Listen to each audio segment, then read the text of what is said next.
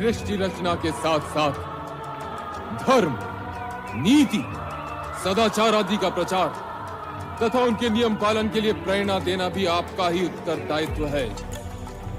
हमें खेद है, आपके मानस पुत्र कामदेव ने तो इस पावन वातावरण को कलुषित करने का प्रयास किया ही।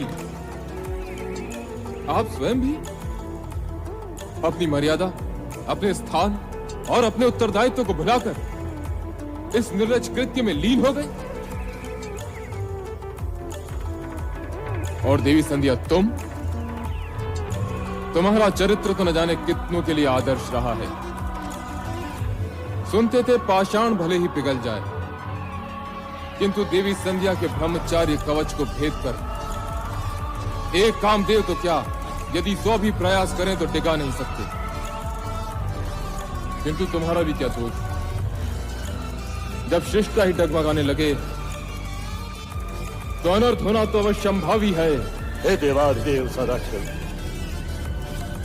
मैं अपनी भूल को स्वीकार करता हूं। अपने मानस पुत्र मनमत मनोज के प्रमाद का अवलोकन करने में मैं ऐसा खो गया कि स्वयं को ही भूल गया। मैं अपने कृत्य पर लज्जित हूं और आपसे क्षमा याचना करता हूं। मैं नहीं जानती भगवान कि यह सब कैसे हुआ, किंतु इतना अवश्य जानती हूँ कि एक ब्रह्मचारिणी का मन यदि पल भर के लिए भी चंचल हो उठे तो ये पाप है। मुझसे भी पाप हुआ है। मैं बहुत लज्जित हूँ भगवान, मुझे क्षमा करें, मुझे क्षमा करें। नहीं, ब्रह्मचारिणी होकर तुमने अग्निहोता के पूज्य पद को कलंकित किया है।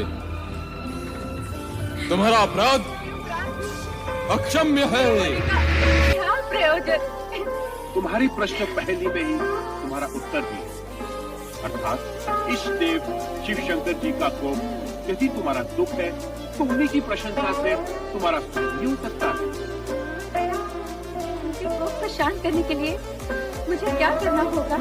देवाधिदेव शिव शंकर जी की शिव शंकर जी अकेले ही धर्म, अर्थ, काम, मोक्ष के आदि कारण, आदि श्रेष्ठता, अद्वितीय है, पुरुषोत्तम, उनसे तुम्हें सब कुछ मिल जाए। ओम नमः शिवाय इस मंत्र का जाप तब तक करती रहो जब तक शिव जी स्वयं प्रकट होकर तुम्हारा उद्धार करने के लिए बाध्य न हो जाए।